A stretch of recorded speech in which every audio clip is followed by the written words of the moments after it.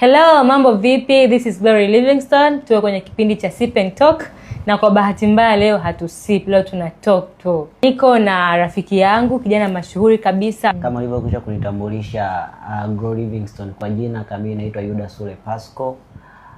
Kwa sasa nafanya kama mratibu wa program za vijana wote ndani ya shirika la One Society. Lakini pia ni kama mkurugenzi nikiwakilisha taasisi ya afya ya umma Afrika ambao ni African Public Health Student Network Initiative.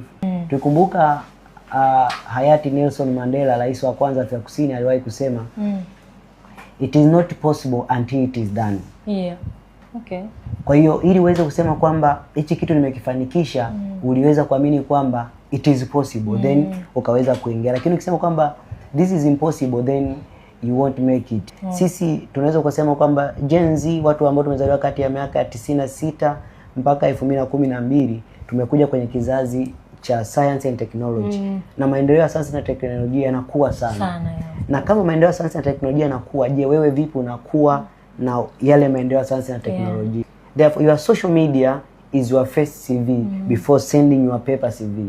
Kwa hiyo ukiwa na uwezo wa kucraft social media zako au social media platform zikaweza kuzungumzia wewe kwa namna gani unafanya vile vitu, inakuwa rahisi watu kuweza kukualika kufanya nao kazi, kushirikiana nao kwenye kitu fulani ambacho mnaweza mkoa nafanya, lakini pia kuweza kupatia fursa za kuweza kuengage na higher level stakeholders, kwa sababu you cannot engage with people wasipoweza kutambua the value you have.